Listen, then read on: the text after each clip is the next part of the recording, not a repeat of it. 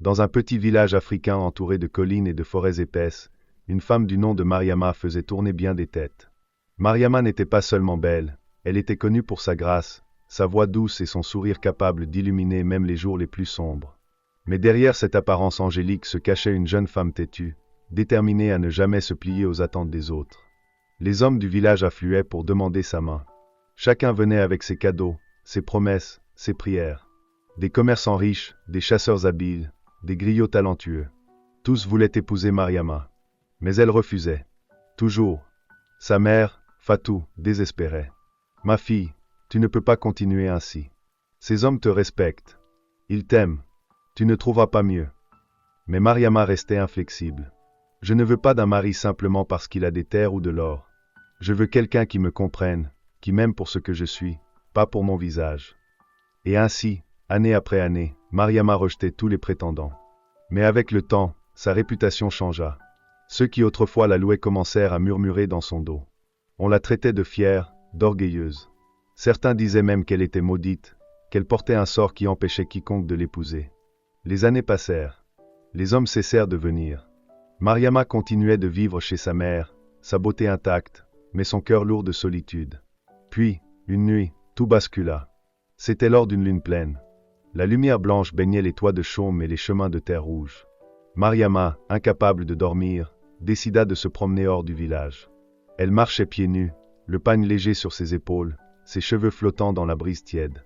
Alors qu'elle traversait une petite clairière qu'elle connaissait bien, elle aperçut une silhouette assise sous un arbre. L'homme était grand, vêtu d'un pagne simple, ses épaules larges reflétant la lumière lunaire. Il jouait doucement d'une kora, et la mélodie qu'il produisait semblait venir d'un autre monde. Intriguée, Mariama s'approcha. « Qui es-tu » demanda-t-elle. L'homme releva lentement la tête. Ses yeux étaient noirs et profonds, mais ils avaient une douceur qu'elle n'avait jamais vue chez les autres hommes. « On m'appelle Malik » dit-il simplement. « Je suis venu pour toi. »« Pour moi ? Comment connais-tu mon nom ?» Il sourit, et ce sourire envahit son cœur d'une chaleur étrange. « Je sais qui tu es, Mariama. J'ai attendu ce moment depuis longtemps. » Elle hésita, mais quelque chose dans la façon dont il parlait, dans la mélodie de sa voix, la maintenait là, immobile. Ils passèrent toute la nuit à discuter. Malik lui parla de ses voyages dans des terres lointaines, de ses rêves, de sa quête de la femme parfaite. Mariama, pour la première fois, se sentit comprise. Cet homme mystérieux, qu'elle n'avait jamais vu au village, semblait savoir tout ce qu'elle n'avait jamais osé dire à personne. Elle rentra chez elle au petit matin, bouleversée. Pour la première fois, elle pensait qu'elle avait rencontré quelqu'un qui méritait son amour. Les semaines qui suivirent, Mariama retourna chaque nuit à la clairière pour le revoir. Malik était toujours là, jouant sa kora, lui parlant avec douceur, lui promettant un avenir rempli de bonheur. Mariama lui posa des questions sur sa famille, sur son village natal, mais il répondait toujours vaguement. Cela aurait dû l'alerter, mais elle était déjà trop captivée. Lorsque Malik lui proposa le mariage, elle accepta sans hésiter. Sa mère, Fatou, fut à la fois soulagée et inquiète. « Enfin ! Mais pourquoi ne l'ai-je jamais vu ?»« Il est discret, » répondit Mariama. « Il préfère la tranquillité. » Malik insista pour que la cérémonie ait lieu dans la clairière, sous l'arbre où ils s'étaient rencontrés. Fatou trouva cela étrange, mais ne voulut pas contrarier sa fille après toutes ces années d'attente. Le jour du mariage, une atmosphère étrange enveloppa la clairière. Le soleil était voilé par une fine brume. Les oiseaux semblaient silencieux. Les quelques invités présents chuchotaient entre eux. Malik, vêtu d'un boubou blanc, se tenait droit, le sourire serein, tandis que Mariama s'avançait vers lui. La cérémonie se déroula sans incident, mais certains murmurèrent avoir vu des ombres étranges danser sous l'arbre, des reflets qui ne correspondaient à personne. Mariama, aveuglée par son bonheur, n'y prêta pas attention. Ce n'est que lorsqu'elle rentra chez elle avec Malik que les choses commencèrent à changer. La première nuit, Mariama se réveilla en pleine nuit. Malik n'était pas dans le lit. Elle l'entendit chuchoter. Quand elle le rejoignit, elle le trouva assis sur le sol, les yeux fermés, parlant à quelqu'un qui n'était pas là. « Malik ? À qui parles-tu » Il ouvrit les yeux et sourit doucement. « Ce n'est rien, Mariama. » Elle retourna se coucher, mais son cœur était troublé. Les nuits suivantes, elle entendit encore ces murmures. Une fois, elle crut voir une ombre passer devant la fenêtre, mais lorsqu'elle sortit, il n'y avait rien. Malik, lui, restait calme, serein, lui disant toujours qu'elle s'inquiétait pour rien. Puis les rumeurs commencèrent à circuler au village. Les voisins chuchotaient que Malik n'était pas humain, que son ombre ne se reflétait pas au soleil. Il racontait que, lorsqu'ils passaient près de la clairière, ils entendaient une mélodie de kora, même en plein jour, alors que Malik était censé être chez lui avec Mariama. Fatou elle-même commença à douter. Elle observa Malik de plus près, remarquant qu'il ne mangeait presque jamais, qu'il ne semblait jamais transpirer, même sous le soleil brûlant. Un soir, Fatou décida de consulter le vieux griot du village. Celui-ci, après l'avoir longuement écouté, secoua gravement la tête. Mariama a épousé un fantôme. Djinn ou esprit, peu importe. Ce Malik n'appartient pas à notre monde. Fatou rentra chez elle, terrifiée. Elle voulait parler à sa fille, mais Mariama, follement amoureuse, refusa de l'écouter. « Arrête, maman. Tu crois toujours à ces vieilles légendes. Malik est réel. Je suis heureuse avec lui. » Mais le doute avait commencé à s'installer en elle aussi. Et une nuit, incapable de se rendormir, Mariama fouilla la maison. Elle trouva une petite boîte que Malik gardait toujours fermée. À l'intérieur, il n'y avait que des choses étranges, une mèche de cheveux qu'elle ne reconnut pas, une bague rouillée, et une lettre écrite dans une langue qu'elle ne comprenait pas. Quand elle confronta Malik le lendemain, il ne nia rien. « Oui, je ne suis pas comme les autres. Mais je t'aime, Mariama. Et tu m'as promis de m'aimer aussi. » C'est à ce moment-là qu'elle comprit l'étendue de son erreur. Elle avait lié sa vie à une entité qu'elle ne comprenait pas, et maintenant, elle était prisonnière. Elle voulut s'enfuir, mais une étrange lourdeur s'était installée dans la maison. C'était comme si l'air lui-même refusait de bouger. Malik, toujours aussi calme, lui sourit doucement. « Mariama, tu as juré devant le baobab sacré. Nos âmes sont désormais liées. » « Lier nos âmes ? Qu'est-ce que cela veut dire ?» s'écria-t-elle. Malik ne perdit pas son sourire, mais ses yeux devinrent plus sombres. « Non, je ne suis pas comme les autres. Mais cela n'a jamais eu d'importance, Mariama. Ton amour est la seule chose qui m'importe. » Elle recula. Pour la première fois, la chaleur qu'elle avait toujours ressentie en sa présence se transforma en un froid glacial. Malik tendit une main vers elle, mais elle se détourna et courut hors de la maison. Les rues du village étaient désertes. Il était tard, et la plupart des habitants dormaient. Mariama frappa à la porte de sa mère, haletante. Fatou ouvrit, son visage pâle. « Ma fille, qu'est-ce qui se passe ?»« Maman, je crois qu'ils avaient raison. Malik n'est pas. » Sa voix se brisa, incapable de terminer sa phrase. Fatou l'aida à entrer, fermant la porte derrière elle. Elle posa ses mains tremblantes sur les épaules de sa fille. « Tu dois me dire tout ce que tu sais. » Mariama lui raconta tout, les chuchotements dans la nuit, les absences inexpliquées de Malik, la boîte étrange qu'elle avait trouvée. Fatou l'écouta, ses traits se durcissant à chaque mot. « J'aurais dû te prévenir, » dit-elle finalement, d'une voix brisée. « Quand j'étais jeune, j'ai entendu des histoires à propos de ce baobab. On disait que quiconque jurait devant cet arbre devenait la proie des esprits. Je pensais que ce n'était que des légendes. » Mariama éclata en sanglots. « Je ne veux plus être liée à lui. Je veux qu'il parte. » Mais Malik ne partait pas.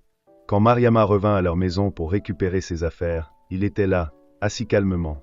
Ses mains reposaient sur ses genoux, et son sourire, toujours aussi calme, ne quitta pas son visage. « Tu ne peux pas me quitter, Mariama. Je ne t'aime plus. Tu m'as trompé. Mon amour pour toi est réel, » dit-il, sa voix résonnant d'une façon qui fit frissonner Mariama. « Tu m'as juré fidélité. Nos âmes sont maintenant connectées. »« Je ne crois pas à tes histoires, » cria-t-elle, mais ses jambes tremblaient. Elle recula vers la porte, mais avant qu'elle ne puisse sortir, Malik se leva lentement. Il ne courait pas. Il avançait simplement, son pas aussi léger qu'une ombre. Mais Mariama sentit son souffle s'accélérer. Elle savait qu'elle ne pourrait pas s'échapper si elle restait là. Elle se retourna, ouvrit la porte en trombe et courut à nouveau. Cette fois, elle ne se rendit pas chez sa mère. Elle alla directement chez Nana Kuruma, la vieille femme que tout le monde évitait.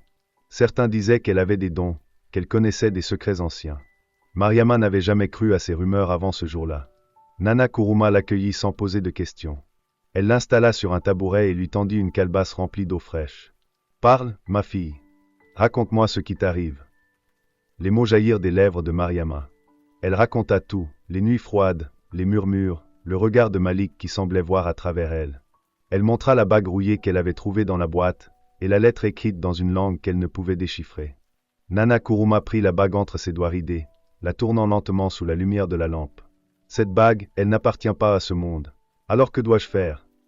Nana Kuruma resta silencieuse un moment, ses yeux plissés par la réflexion. « Le baobab. C'est là que tout a commencé, n'est-ce pas? Il faut retourner là-bas.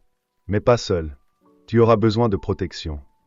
Le lendemain, au crépuscule, Mariama, Fatou et Nana Kuruma se dirigèrent vers la clairière. Elles portaient des colliers de perles noires et blanches, des amulettes bénies par Nana Kuruma. Le chemin jusqu'à la clairière semblait plus sombre qu'avant. Les arbres autour d'elles étaient étrangement silencieux, comme s'ils retenaient leur souffle. Quand elles atteignirent le baobab, Malik était déjà là. Il se tenait sous l'arbre, comme il l'avait fait le jour de leur mariage. Ses yeux noirs fixaient Mariama, mais cette fois, il n'y avait plus de douceur dans son regard. « Pourquoi reviens-tu » demanda-t-il, sa voix froide. Mariama sentit la peur lui nouer la gorge, mais elle se força à parler. « Je ne veux plus être liée à toi. » Malik inclina légèrement la tête. « C'est impossible. Nous sommes unis. Tu m'appartiens. » Nana Kuruma s'avança, sa voix forte malgré son âge. « Tu n'as pas ta place dans ce monde, esprit, » cria-t-elle. « Retourne d'où tu viens. » Malik la regarda, et pendant un instant, son visage sembla fondre. Ses traits humains disparurent, révélant une masse sombre, indistincte, comme un brouillard malveillant. Mariama recula, horrifiée. Nana Kuruma commença à chanter, ses mots anciens résonnant dans l'air lourd. Le baobab lui-même sembla frémir. La lumière de la lune traversa soudain les branches, éclairant la clairière d'une lumière argentée. Mais Malik ne reculait pas. « Vous ne pouvez pas me chasser. Elle m'a donné sa parole. » Mariama, rassemblant tout son courage, s'avança malgré les cris de sa mère. « Je retire mon serment, » hurla-t-elle. « Je refuse d'être liée à toi. » Elle lança la bague rouillée devant elle, et la lumière de la lune sembla frapper l'anneau. Un hurlement perça l'air, un cri inhumain qui fit trembler les feuilles. Malik, ou ce qu'il était devenu, s'évapora lentement, comme de la fumée aspirée par le ciel nocturne. Quand tout redevint calme, Mariama tomba à genoux, en larmes. Elle était libre. Mais elle savait qu'elle ne serait plus jamais la même. La peur, la douleur et l'amour qu'elle avait ressenti pour Malik restaient en elle, comme une cicatrice invisible. Et dans le village, les anciens racontèrent que le baobab était désormais un lieu sacré, interdit à tous, pour éviter qu'un autre esprit ne s'en empare. Les jours qui suivirent la disparition de Malik furent étranges. Mariama ressentait encore sa présence, comme une ombre pesante qui refusait de partir. Elle passait des heures à regarder le ciel à travers la fenêtre de sa chambre, se demandant si elle avait fait ce qu'il fallait. Sa mère, Fatou, essayait de la réconforter, mais elle-même restait silencieuse. Le village, de son côté, était partagé. Certains habitants évitaient Mariama, murmurant qu'elle avait été liée à un esprit et qu'elle portait désormais une malédiction. D'autres venaient lui offrir des plats, des bénédictions, des prières pour l'aider à se remettre. Mais aucun regard, aucune parole ne pouvait effacer le souvenir de ces nuits glaciales, des chuchotements dans la clairière, et de l'amour qu'elle avait cru réel. Mariama reprit peu à peu ses activités. Elle allait au marché, aidait sa mère au champ, essayait de rire avec les enfants du village. Mais chaque soir, lorsque le soleil se couchait, elle sentait une lourdeur dans l'air. Une fois, en rentrant chez elle tardivement, elle aperçut une silhouette au loin. Une silhouette qu'elle reconnaîtrait entre mille, ou ce qui ressemblait à Malik. Il ne bougeait pas. Il se tenait sous le grand baobab, son visage illuminé par la lumière pâle de la lune. Mariama recula, le cœur battant, avant de se rendre compte qu'il n'y avait plus rien. Quand elle en parla à Nana Kuruma, la vieille femme la regarda avec gravité. « Ce n'est pas lui, dit-elle. Ce sont les traces qu'il a laissées. Les esprits puissants ne disparaissent jamais complètement. » Elle comprit alors que, même si Malik n'était plus là, son ombre resterait toujours dans la clairière, dans ses souvenirs, et dans le murmure des vents qui traversaient la forêt. Mariama recommença à sourire, timidement d'abord, puis plus franchement. Elle ouvrit son cœur à nouveau, mais cette fois avec prudence. Lorsqu'un jeune homme du village vint lui parler, elle lui répondit doucement. Elle n'accepta pas tout de suite, mais elle ne ferma pas la porte. Elle savait maintenant que l'amour n'était pas qu'un rêve ou une illusion. Elle avait appris que l'amour véritable demandait plus que des paroles douces et des promesses. Et si Malik était parti, il avait laissé en elle une leçon qu'elle n'oublierait jamais. Dans le village, la légende de Mariama et de l'esprit Malik devint un conte que les anciens racontaient aux enfants. On disait que la jeune femme qui avait refusé tous les hommes avait fini par épouser un fantôme. Que cet amour impossible avait failli la détruire, mais qu'elle avait trouvé la force de se libérer. Sous le grand baobab, les villageois évitaient d'y aller, même en plein jour. Et si parfois, au clair de lune, quelqu'un apercevait une silhouette, il détournait rapidement les yeux, murmurant des prières pour que l'esprit ne les suive pas. Mariama, elle, continua sa vie avec une force nouvelle. Elle était marquée, certes, mais elle était aussi devenue plus forte, plus sage. Elle n'oublia jamais Malik, ni ce qu'il avait été, ni ce qu'il représentait. Mais elle savait que son destin était désormais entre ses mains. Et lorsque le vent soufflait à travers les branches du baobab, elle levait les yeux vers le ciel, murmurant « Adieu Malak, que tu trouves enfin la paix ». Et elle tournait les talons, le regard droit, marchant vers son avenir, laissant derrière elle une légende, et l'ombre d'un amour qui n'avait jamais vraiment existé.